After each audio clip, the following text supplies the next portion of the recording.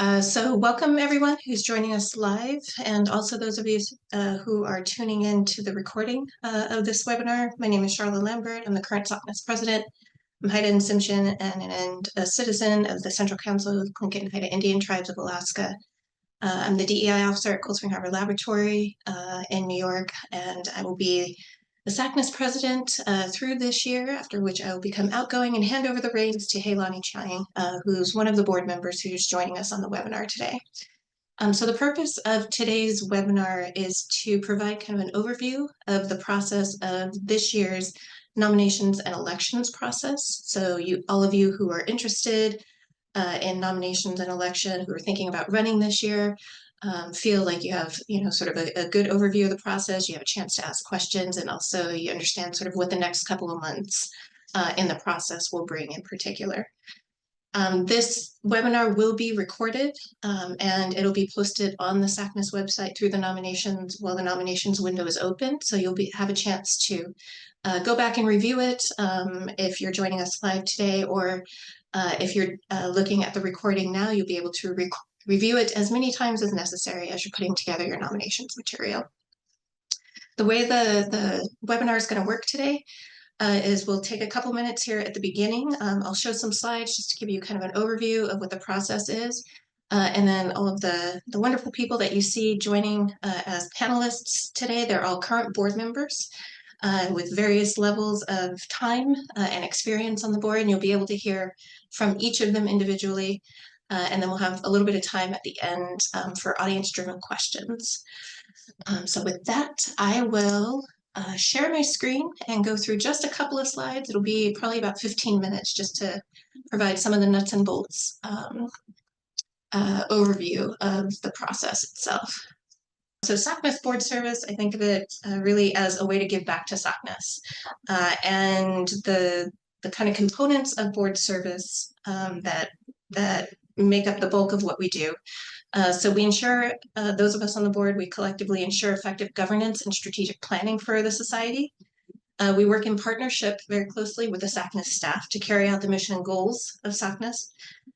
We ensure financial sustainability by protecting assets, providing financial oversight from the organization, being involved in fundraising, grant writing, all of that to ensure that financially SACNAS is very responsible and also sort of set up well for the long term. And then kind of on a personal level, we all get to serve as powerful advocates and voices for SACNAS by virtue of having a position on the board. So this year, in this year's election, there are 5 open positions. There's 4 general professional positions, and then 1 graduate student representative. So that seat is for somebody who is currently a graduate student right now at the time of that nominations and elections occur. All 5 of these will serve 3-year terms, and so they will be on the board from 2025 through 2027, through the end of 2027. That will be their terms. Here's the timeline. So we're June 20th right now. That's what this informational webinar is taking place.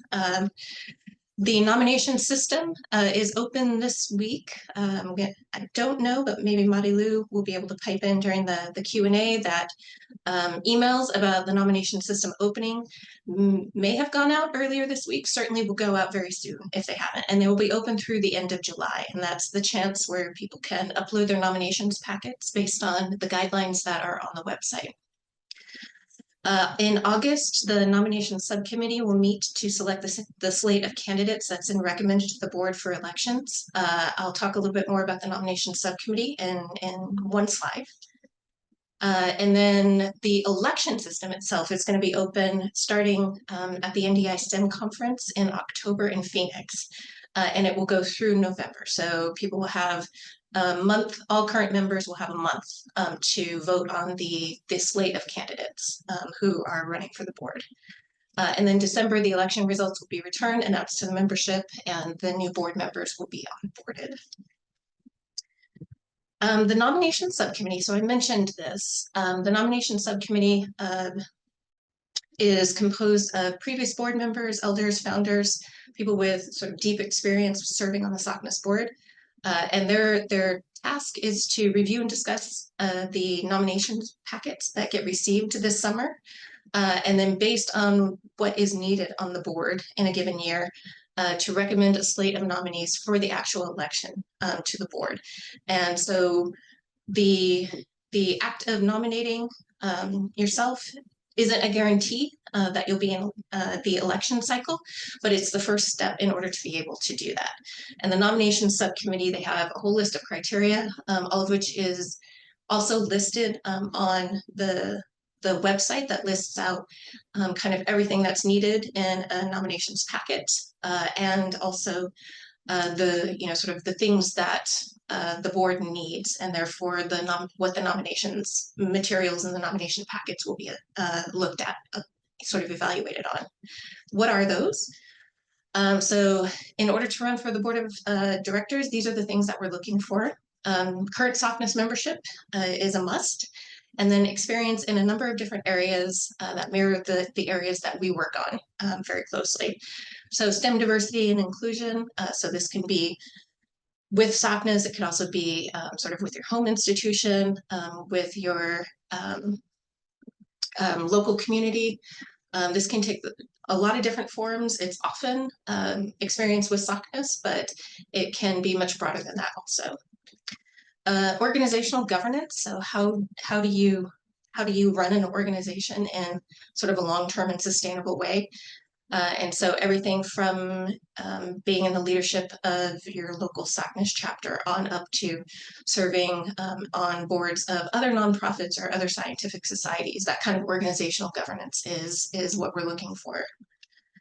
Professional relationships with national organizations such as companies and funding agencies. So we're looking for people to come into the board who have relationships, who can help us either build on or expand programming, build on or expand ways of serving our membership better, or build on and expand ways to bring in funding and resources in order to be able to do all the things that SACNAS does. And then really, really importantly, team-based leadership. Everything that we do on the board is sort of a collective process. We are there first and foremost to work together to move the society forward. And so it means that SACNAS and its needs are put ahead of any of our sort of personal pet projects that we might want to advocate for on the board. So team-based leadership is really, really important. And so experience in that and being able to illustrate experience of that is really important in your nominations packets. The other thing that the nominations subcommittee looks for is diversity. And this changes from year to year because it involves looking at who's going to remain on the board, say at the start of 2025, based on who's serving now. And therefore, sort of what gaps in terms of representing the membership do we have? And so diversity, the subcommittee looks at it across many different dimensions. So it's a lot of geographic, institutional diversity, academia, industry, nonprofit diversity, career path, sort of faculty, academic, non-faculty, and then also sort of professional in lots of other capacities. And then also identity-based diversity that we're all sort of used to thinking of. So gender, race, ethnicity, indigeneity, things like that. So that changes from year to year because the representation on the board changes from year to year. A third of the board rotates off each year, and that's why we have 5 open positions each election cycle. And so this is one of the sort of wild cards that ends up we can't predict necessarily, but we do know there's a couple of areas that we're always looking for, such as kind of physical sciences and engineering. We're always looking for people who are in physical sciences and engineering. We're looking for people who are in industry, work for government, things like that. Financial contribution, I think this is worth spending a slide on. Board members give and are expected to give personal, annual, unrestricted contributions to SACNAS that are consistent with their financial situations. And this is, I know, a very big departure for many of us. The communities that we come from and sort of the the families and the circumstances that we come from, we're used to giving. We are very used to giving of ourselves, of our time, and giving money is a whole different thing. But this ends up being really, really important for SACNAS, which is why it's necessary for board service. In order to be able to kind of build out fundraising capacity and bring in resources and funding to sustain a lot of the programs and expand on a lot of the work that SACNAS does, it's really important to be able to say things like 100% of the SACNAS board gives. And it doesn't matter what that number is. It could be sort of micro. It could be, like $5 a month. But the percentage of board members who give, that's a really important statistic to be able to take out into fundraising world, because the implication is, as a board, we give a lot of our time, obviously, but if we don't give, sort of financial contributions, what might that say to potential donors or foundations who want to give money to us, but maybe wondering why the board doesn't give 100% to the organization. So again, like the expectation is there. All of us do give an annual personal unrestricted contribution each year, but the amount that each of us gives is not the important thing. The fact that all of us give something and we can say 100% of the board gives is the really important thing. Okay, and then I think this is the last slide. So for time commitment, just to put some kind of some concrete numbers on it. So time commitment for serving on the board meetings, there's 2 in-person board meetings per year at locations throughout the United States. One of those is just prior to the NDI STEM conference each year and in the location where NDI STEM is. And then there's 4 or more video conference meetings sort of in between them. So it's about 1 meeting every other month just for, sort of board time. But the bulk of the way that we get our work done is through committees and working groups. And so board members chair at least 1 committee or subcommittee. They are often on more than 1 committee or subcommittee, depending on their interests, their experiences, and their expertise. And then board members are assigned various projects upon request as appropriate to their talents and experience. And so that ends up being where a lot of time outside of just these standard every other month board meetings, where our time ends up being spent.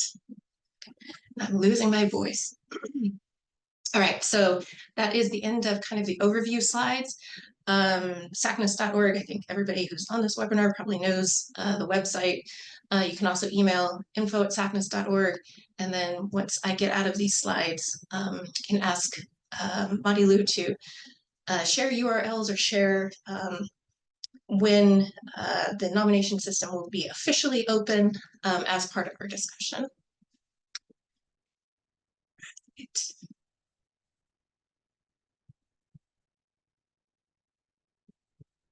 Okay, so for this next phase, we have a number of board members here on the call, and we came up with some sort of targeted questions to give you a little bit of a flavor of kind of the breadth of experiences that the current board members have in terms of what drove them to run for the board, why they wanted to serve on the board, what their experiences have been like in that. So I'm going to go through them. They'll each have just a couple of minutes to talk about themselves and talk about the decisions they made in case it resonates with anybody who's listening in live or on the recording. All right, so I'm going to start with our president-elect, Dr. Hailani Chang. So she's a program director, associate research specialist, and faculty at the University of Hawaii, Manoa. She is president-elect this year, which means she'll take over as president starting in January. So anybody who's elected to the board this year, their 3-year term will overlap completely with the rest of Hailani's term and both years of her presidency. All right, so question for Hailani. You have a very long history with SACNAS, and you also have a very long history with serving on the board. Can you describe your experience over the years on the SACNAS board and why you decided to run for president-elect last year in particular. Thank you very much, Charlotte. I appreciate it. And thank you everyone for tuning in and listening to our webinar. Yes, so lots to say, short time, long history. I started because I was involved with the NIH MBRS grants or IMSD or MARC grants. And we were attending those meetings, and I was taking about 30 to 50 Native Hawaiian students, Pacific Islander students annually to the conference. And somebody recognized that I was doing that and said, "Why aren't you at SACNAS?" And I said, "I don't know anything about it, but I've heard a little bit." And she simply just said, "I'm president and you should get over to SACNAS." And that year we said definitely would show up. And it's been I guess a consistent part of our training here at the University of Hawaii for our students and our mentors to attend the SACNAS conferences when they can. My long history is because I wanted to be a role model. I wanted to hold space for Native Hawaiians and Pacific Islanders in our community to show them that they are valued in science, in the STEM pathway. And the only way I knew how to do that was to find a group to mentor me, and SACNAS provided that for me, this ohana or family where we could come and bring our culture and not have to check it at the door as we do so often at other scientific conferences. We always have to just be that formal person in a suit and tie or proper business dress. But this one allowed us to just be ourselves and speak about what's important to us back home, our culture, our people, our community, our resources, sustaining our livelihood. Living in an island system is very different from living in the middle of a continent. So those are the things I wanted to bring forward. And I'm very fortunate because the students wanted to share their stories and their lived experiences, and so did our mentors. And as far as board service, again, I got into a community with SACNAS, SACNistas, and they're like, "Well, let's go join it. Let's see what it's about." And I'm like, "Yeah, sure, why not?" And I'd follow other people. And then we're like, "Well, this is really great. Let's do it again." And I'm like, "Oh, maybe just one more time." But it turned out multiple times, and it's because the need changes. Over time, the students wanted different things. We started having student chapters, and they're like, "Well, we don't see anybody who looks like us, Helani, so you're elected, and we're gonna put you up to run." I'm like, "Oh, I've been there already." And they're like, "No, we need to see that." And that actually paid off, because when I did serve my third term, right after me, one of my graduate students got a position on the SACNAS board. He was so involved with SACNAS, and today he's a current board member, of a professional member. So you never know how you're going to influence people along the line, and he's such a great asset to SACNAS and to his community and his students back at the University of Guam. What other things? Deciding to run for president. Wow, that was a little bit different. I always read the nomination thing every year, and I go through the questions and I look at who they're looking for, and I'm like, it's not me. Somebody else will step up. And I said that every year. And then finally last year, I kind of heard myself. My colleagues asked me, "Well, what do you think?" And I said, "Oh, I looked at it and I'll do it next year." And they're like, "Well, everybody says that." And I'm like, "You know what? You're right. And I don't want my students to hear that from me. I'm going to take a chance." And people said, I guess probably the most important point was I was going to get coached into the position. And that's what I like. My background is from team sports. I played at the University of Hawaii, the women's basketball team. And I believe in teamwork and being part of a larger group. And so that's some of the skills I took into my academic work. And I look forward to doing, moving that forward more.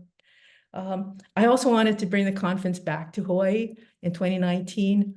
We had a very successful SACNAS conference in Hawaii, and I wanted that opportunity for our researchers here in the islands, because I can take maybe 50 of them to the conference, but when they came to Hawaii, more than 1,000 of them registered.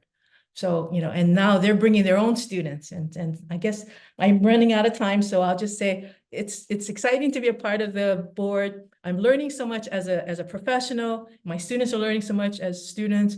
And if you're willing to serve and get involved and have some fun, SACNAS, being a board member on the SACNAS is where you should be. Aloha. Love it. Thank you, Helani. I'm very excited to be able to hand off the presidency to you next year. I think that the board is going to be in really, really good hands with you. The mentee that Haylani mentioned is Austin Shelton. He is an assistant professor at the University of Guam. He rotated onto the board first as a graduate student member a little over a decade ago, I think, and is back as a professional member on the board. He's the current treasurer also. He's not on this webinar because it's the crack of dawn in Guam right now, but he is also an active member of the board, has a long history with board service and SACNAS, and it's like a really wonderful story knowing that Haylani was the one who ended up planting the seed in his head. I am currently serving my second rotation on the board.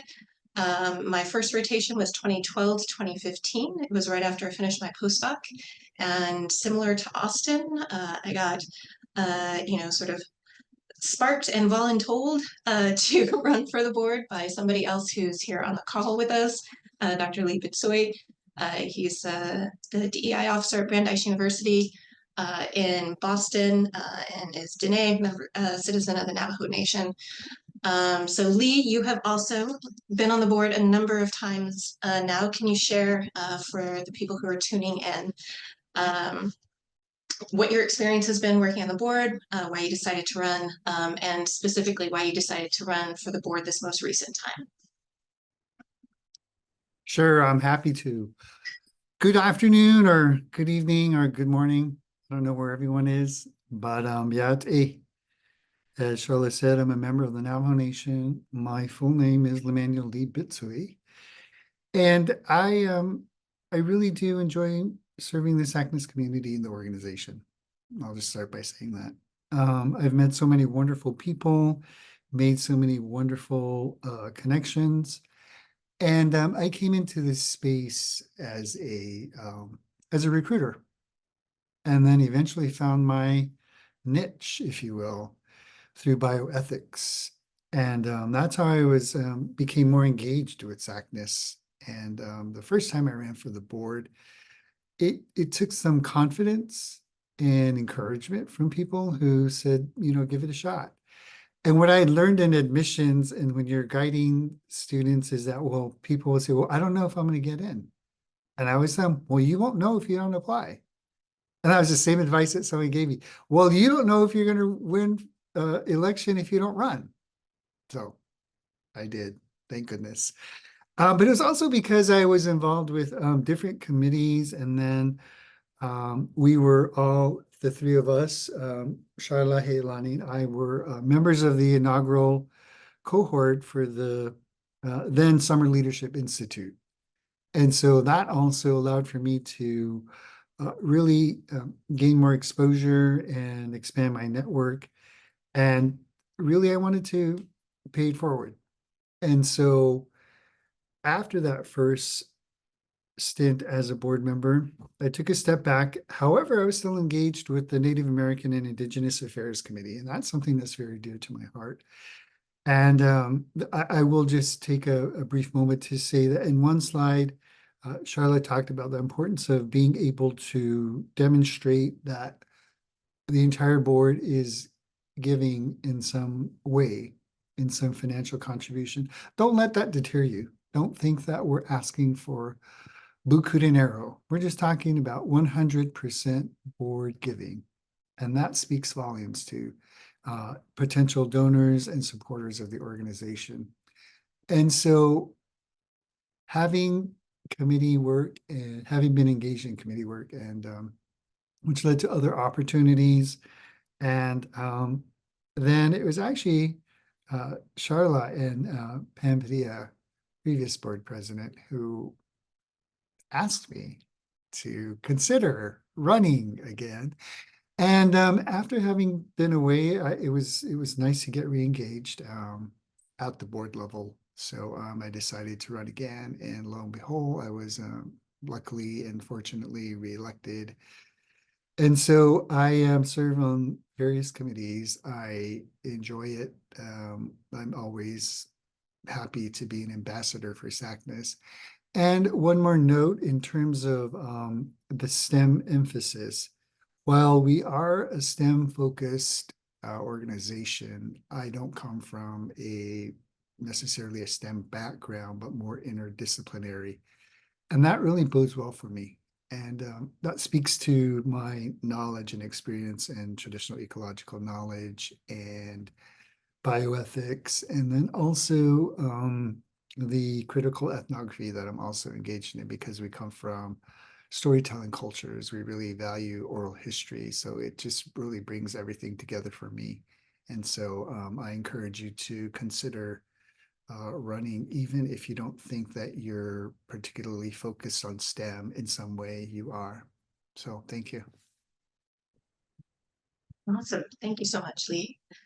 All right. So Elena, if you're there, I saw you are, okay. So we'll move to Dr. Elena Hernandez-Ramon.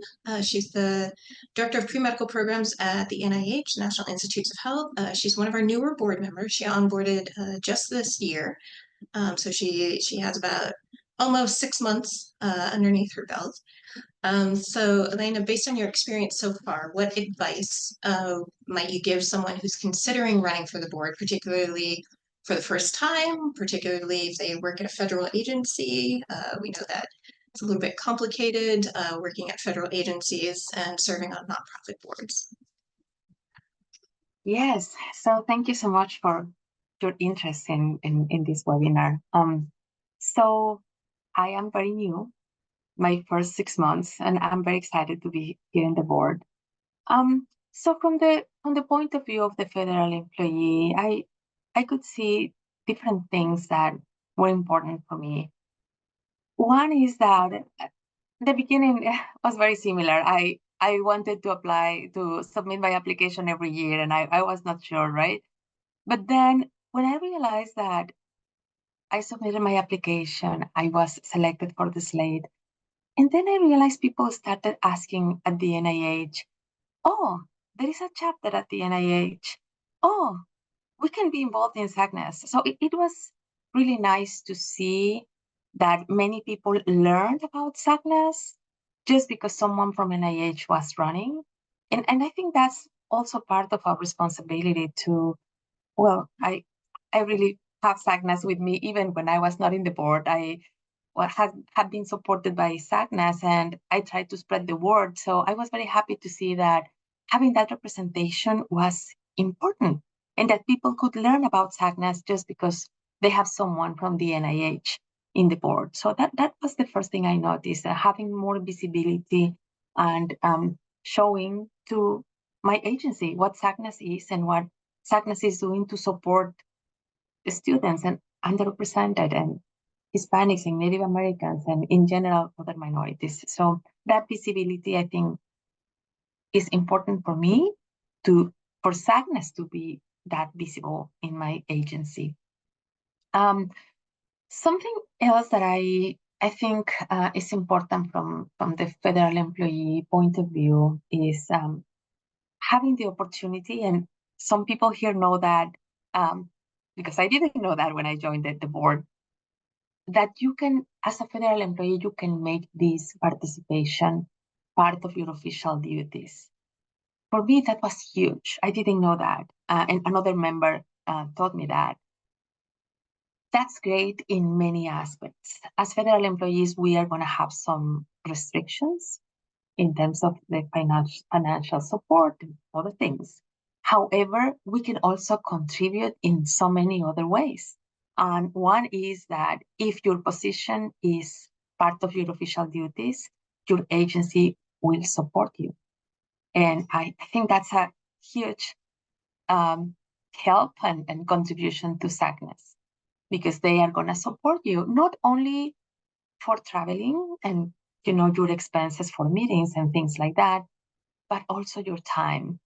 So now I feel much more comfortable saying, I'm going to go to my membership committee. I'm going to go to my leadership committee, because that's part of my duties. I don't need to hide it. I don't need to do it. Although we know sometimes we need to do it at midnight, but hopefully that is more like the exception than I can do it during my regular time because that's part of my official duties. So I really appreciate that from the position I have, as part of the SACNAS board, but recognized and officially approved in my agency. Something else I wanted to share that is not exclusive for the federal employees or government agencies, but I think it's important and I really want to share this, is your opportunity to participate in committees. And I know you don't have to be a board member to participate in committees, but you have that opportunity, that chance. And something I noticed, like a huge change compared with other committees, is that it's just so nice to see all the people in the same, with the same goal, on the same page. I felt, well, I don't know if some of you have experienced this before in other places, but swimming against the current is exhausting, right? And when you're in a community where people are actually, we're in the same current, we have the same goals, and you don't need to explain what is distance traveled. I remember when I had to explain to someone when we were comparing candidates, and you realize people are just not familiar with this. So that has been a huge thing for me, to really be part of committees where we have the same goal and you feel the support and you feel aligned with our goals. So that has been huge for me, and participate with other folks with the same goals. What else I had in mind? Let me think. I had something else I'm forgetting. Yeah, just being part of this amazing, super qualified people, excited to contribute and giving back to SACNAS. I think that's what I have. Love it. Thank you, Elena. That was such a great plug for committee service in general. So yeah, you do not need to be on the board to serve on SACNAS committees. We take kind of a log of interest on our website. You can fill out an interest form, and then when it comes time to populate committees for a given year, we'll look through who's expressed interest, what the committee chairs need, things like that. But I agree, like serving on the board gave me such kind of a deep insight into governance for sure, but then also how committees function and kind of intertwine with each other.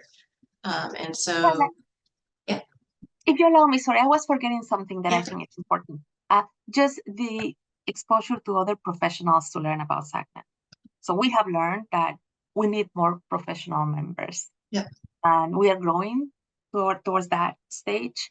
And that this position has given me the chance to really spread the word to professionals and hopefully bring in more. I think we have already brought some members, but bring in more and more professional members to SACNAS. So. Love it. Yes. And then for the benefit of those of you who are tuning into the recording or with us live today, Elena is chair of our membership committee this year, and then also started the kind of now very stable NIH chapter, SACNAS chapter. Is that right? Yeah. Okay, so one quick note, since we're a little over halfway through, for those of you who are tuning in live, if you want to drop any questions you might have into the Q&A, it'll come in. We'll be able to see them, and we'll be able to go through them, sort of at the end. There's a couple more people where you'll be able to hear some more experiences that might answer your question, but just a reminder, you can drop questions into the Q&A box. All right, so next we're going to move over to Beto with the amazing background on Zoom. Beto Vasquez is the Director of Outreach and Community Engagement at the University of California, San Diego. He rotated onto the board just last year.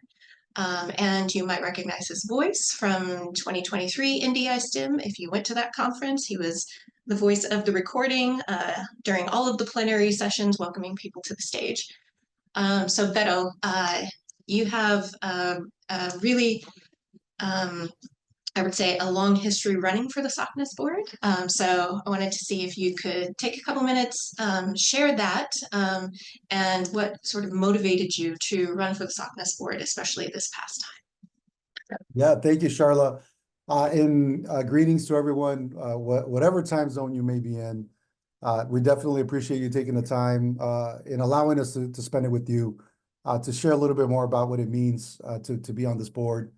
Charla, you just mentioned it, right? That was going to be the main thing that I was going to talk about, right? If at first you don't succeed, you try again. I think I had to apply, I believe it was the third time that was the charm, if I'm not mistaken, before I actually made, I made the list. And so now I am happy to be serving on the board since last year. To me, well, I guess I'll share why I wanted to do it 2 or 3 times, right? Well, and I'll be honest with you, after the first time, I was just kind of like, forget it, right? Like this should be all right. And I had some pretty good encouragement. I think it was a conversation with Mari Lu. And so Mari Lu's, she's been around for a while with the organization, and I'll talk about when I got introduced to the organization and how it impacted me, but she's been instrumental for me personally. And so I want to take a moment to give her some praise with that. But upon the encouragement, I decided to apply again, and then even yet again, right, until as I mentioned, we managed to join the team of these great and talented folks. And I wanted to echo some of the things that you heard earlier. I think it was Lee that mentioned that we're, Charlotte mentioned it, the diverse group that we have, and what, the definitions of what diverse means. And I think Lee mentioned on the interdisciplinary component of it, which I think is huge, because we sometimes don't realize how much we have to offer that'll be just as valuable of a contribution to this organization as, let's just say, a person who is a faculty member and conducting research. Very important component, but we're a people organization, right? And so it's just as valuable to bring in those networks that you're connected to leverage those relationships that you've established, and to connect us with passionate people that are looking to do similar work, but maybe they see it a little bit different, right? Or the scope is a little bit different, and how we get to serve as connectors for those types of opportunities. And so, I started off with SACNAS as an undergraduate in community college. I'm a staunch community college supporter. And I get to teach community college today, which is fantastic, right? Because for a long time, that was my long-term goal. And so, moving along with SACNAS was the first time that I was validated in that I found a place where I found, individuals that resonated with me, that who shared similar backgrounds, shared similar stories, and were doctores and doctoras, and were doing a phenomenal work. And we're having fun. They were having fun. They were being themselves, celebrating what we're able to do. And that really, that really struck deeply with me. And so since then, I've been, I've had the opportunity to serve as advisor for several chapters here in the region. I work collectively with most of the chapters in the region here. And, I'm honored to be able to serve on the national board, because now I get to bring together different groups that I may belong to or work with, like HAKU or other community colleges. And so one of my favorite pieces that I get to contribute now this year is bringing back Community College Day. And so this year in Phoenix, we'll have a Community College Day again. And I'll be honest, right? It's also for me personally learning kind of the happenings behind the scenes, right? Because it's always easy for me as an attendee to say, well, they should do this better, or they should do this. And then you learn about all the stuff that happens in the back, right? And so it's definitely been a learning opportunity for me. I think it's for personal growth, and I appreciate it. But nevertheless, I'm up to the challenge. Remember, I had to apply 3 times, so I don't go away easy, and nothing's ever been really just easily handed to me. And so I'm used to that, and it's okay. And this is the environment that I want to be in for that, and this is the reason and the vision and the mission for which I'd love to continue to do that and champion on behalf of. Nice. Thank you so much, Vero. All right, so in the last little bit that we have here, we're going to hear from both of the current student board members. And the first one we'll hear from is Larissa Saiz. Larissa is a graduate research scientist at the University of Houston and rotated onto the board relatively recently, just this year also. So Larissa, can you describe for a few minutes the kind of things that you've worked on and represented since being elected to the board? Yes, so I've been on the board for like a very short amount of time still. I'm on two of the committees. I'm on the Native American and Indigenous Affairs Committee and also the chapter subcommittee. So I think in both of those committees, I have kind of like an interesting, different kind of perspective to bring because I am Native Mexica and I'm from Texas. But we don't like have reservations. We don't really have tribal colleges or anything like that. We're just kind of like making our own way down here. So that's kind of different than what I've experienced, like hearing from the from NIAC. So it's kind of interesting to learn about like how that stuff works and how like I can help support Indigenous students in Texas, but also like nationwide. And that's been a really good learning experience for me. And I'm happy to have like other people in that committee and on the board that can help me learn about that stuff as well. And then with the chapter subcommittee, I'm actually also president of the University of Houston chapter. So we've won chapter awards this past year and the year before. So it's been really nice to kind of offer sort of perspective from someone who is like currently running a chapter and like has recently run a chapter. To kind of say like, oh, you know, this is like what we're thinking, like when we're filling out these forms that we have to fill out like for chapter reports or for chapter awards and stuff like that. Or this is like what we're having trouble with, or kind of that kind of like boots on the ground perspective for the chapter subcommittee. So. Nice, thank you, Larissa. And then last but certainly not least, I wanted to give her the last word on our little panel is now Dr. Lauren Llewellyn Cluster Davis. She's Oneida. She earned her PhD last year and now is Director of Indigenous Science Advocacy at the University of Wisconsin-Madison. She was elected to the board while she was a graduate student, which is why she is still sort of representing graduate students in her final year on the board, even though she herself has moved on from graduate school. So the prompt, reflecting back on your 3 years, Llewellyn, of board service, what advice would you have for any graduate students who are considering running for the board this year? Thanks, Charla. Yeah, I would say that when I first wanted to run for the board, I really just wanted to get more experience being on a board of a big nonprofit. And I also did not see myself represented in the scientific field that I was studying at the time. And I felt like SACNAS was a great place to meet other people who had similar lived experiences to myself. And we're also either working on a graduate degree, doing some cool science, or just figuring out their professional ambitions. And I definitely got that through my board experience. I also got a lot of other great opportunities to really grow and be comfortable being a scientist from a minority background, being able to idealize what I would like my future job to be.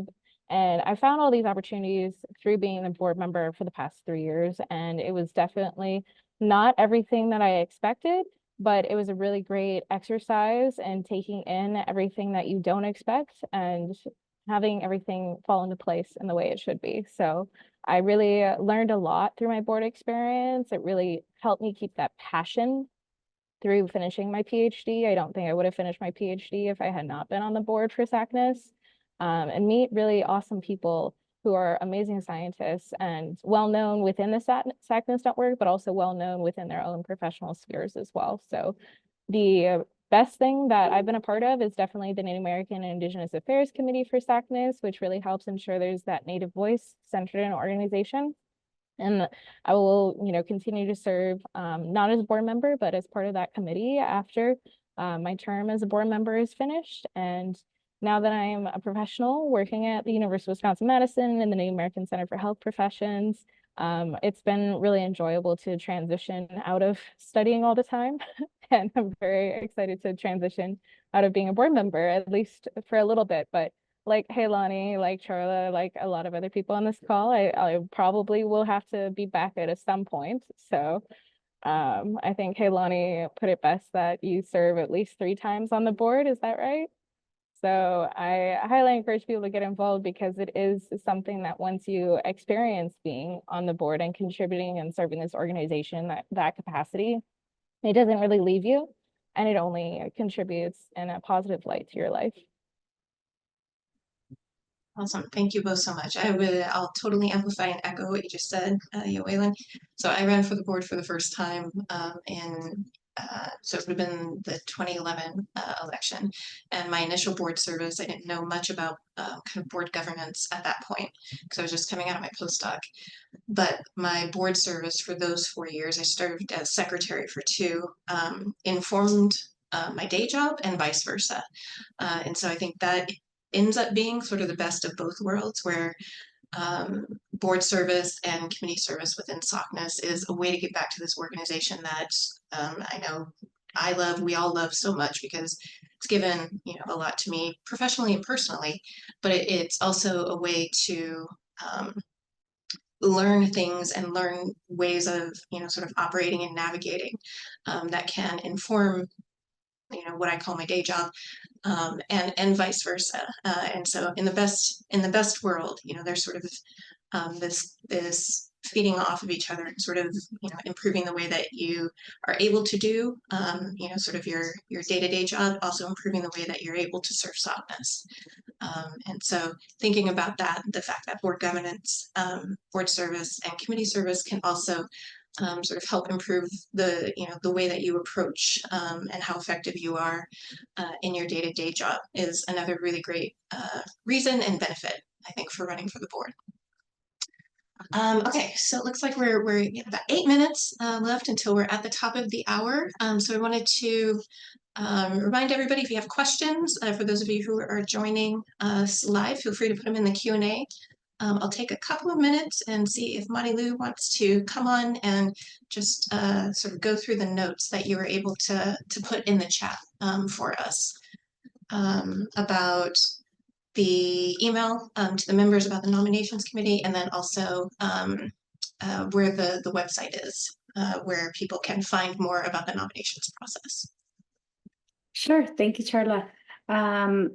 So there was an email that went out last week to invite people to the webinar, and so we included the nominations information and the website, the link to the application itself. And yes, nominations are open now through July 31st at midnight. And let's see, yeah, hopefully everyone will submit their nomination. We look forward to seeing it. And I put the link, I can put it again on in the chat, the link to the website where you'll find all the information, and the link to the form as well. And yes, if you have any questions during the application process, please feel free to email me, Marilu. I'll put my email as well in there. It's either elections@sacnas.org or marilu@sacnas.org. I'll put those emails in the chat as well. Thank you. Yeah, I think, Marilu, that the chat only goes to hosts and panelists. So for everybody who's out there, the URL, if you go to sacnas.org /board-nominations. So that's a URL where you can go and get all of the information. And I was just looking up like how to navigate from the website. And I can't figure out how to do that quickly, so just the URL. There we go. So Marilu just sent that to the chat, so that now everybody should be able to see that in the chat. So sacnas.org /board-nominations. That's where you can get all of the information on the nominations, what's expected in the nominations packets, also the timelines, and what you can expect if you do decide to run this year for the next 6 weeks or so. All right. And it looks like There aren't many questions coming in, but we have about 5 minutes, so I'm gonna, while we wait and see if any questions do come in, I'm gonna open it back up to the board members who are still here as panelists. Are there any, sort of parting words that you want to leave with our audience members that you didn't get in during your introduction, or that got spurred by somebody else's remarks? Yeah, I want to add something. Sure. I don't think we touched on so much kind of the time commitment for folks.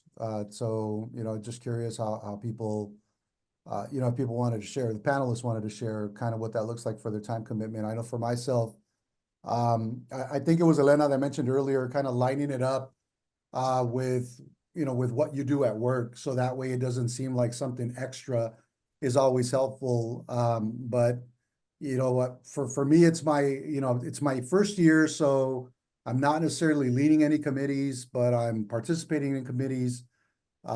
So it's not as intensive as it may be in the next couple of years. That being said, not to scare anybody off, right? But I think it's always important because it needs to be fair for both sides, right? For the organization as well as for the individual. But that might be something that's going on in somebody's head with respects to, I want to show up, but I don't know if my time would permit me to do so. So I don't know if anybody has any questions out there, if they want to know a little bit more, what have you, or if any of the panelists want to share. I think that's an important point. Yeah, I think that's a great point, Beto. And I really recommend people to try to be on one of the committees first before you sign up to be a board member, perhaps, to really trial run if there's enough time in your schedule to really meaningfully give back to that committee. A lot of our committees do have minimum requirements for you to be able to show up and spend time there in order for us to vote on things that get put in place. For example, the nominations committee, et cetera. So I would also recommend you reach out to whoever the chair is for a committee that you're interested in to make sure that they've heard from you directly and know how passionate you are about potentially joining that committee. We have new people join committees every calendar year. And so if you don't make it onto the slate, for example, for board nominations this year, making sure that you make it onto a committee for next year will be extremely helpful in your long-term commitment to contributing to SACNAS. Yeah, excellent point. Thanks, Joellen. And it also inadvertently answered a question that we just had come in that Larissa typed in. So it's from Rhonda Lother.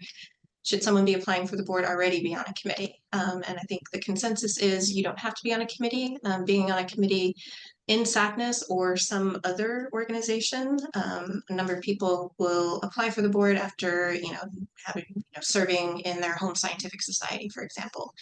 And what that does is just give you an idea about the time commitment that's involved, how the work gets done, and how that might scale up to serving on the board, for example. To Beto's point, I think it's a really important point, and Helani and I talked about this a lot. So the idea that you can talk to your institution, your department, your school, your lab members about what board service is going to entail, and it is sort of time away, and if you can sort of integrate the two of them, one, it makes us all feel whole and not compartmentalized, and two, it sort of explicitly recognizes that the benefit ends up going both ways, right? So serving on the SACNAS board or serving in SACNAS committees is not a one-way commitment that you do just out of the goodness of your own heart, although that's definitely true of all of us who decide to serve with SACNAS. The benefit is both ways, right? So your home institution, your department is going to benefit from the time that you spend on committees and in board service. And so being able to have an open, transparent conversation about this is going to be a time commitment, but this is the way that the institution, the lab, the research group, whatever sort of the group that you're thinking of is going to benefit, and here are the ways that it's going to happen. So making sure that the fact that it's a two-way street and your time is well spent in both of those, because both SACNAS and your home institution benefit. I think that's a really important conversation to happen. And what Elena said is that if you're a federal employee, which I did not know either, it can be explicitly written into your responsibilities, if the things that you work on as a federal employee overlap significantly with the work that SACNAS does, which is amazing. All right, any final thoughts from people here on the board? I do have one Sure. thing for graduate students that might be wanting to apply for the student positions. I think like when I saw the email about the board nominations, I kind of like brushed it off like, no, like I'm not gonna get it anyway. I'm not gonna apply. But our chapter faculty advisor was actually like, you'd be really good for this. Like I think you should apply. And that's ultimately like why I did. But I had a lot of feelings of like, I'm not good enough to do this. Like, why am I even like trying? I don't have enough experience for this kind of thing. And I ended up getting it. So I think don't let those feelings kind of take over you. If you think that it's something that, you know, that you would want to do, then you should just apply.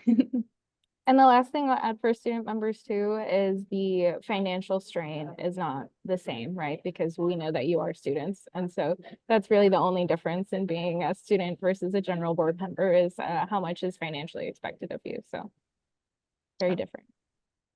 Yeah, and I will say, like, from all of us on the board, those of you who are tuning in, you can tell from 2 of our student board members who are on there now, the students who end up running and being elected to the board, the election is always really good. Like the students are amazing. We do what we can to sort of fold them into kind of longer term service, regardless of whether they make it on the board, because all of you who are students and considering sort of running for the board, like you do really amazing work already, and all the students who end up coming through the board and doing a stint on the board do really amazing work, and it benefits the conversations that we have and the work that we do so much. So please take Larissa and your Raylan's advice, and if you're thinking about running, please do throw your hat in the ring.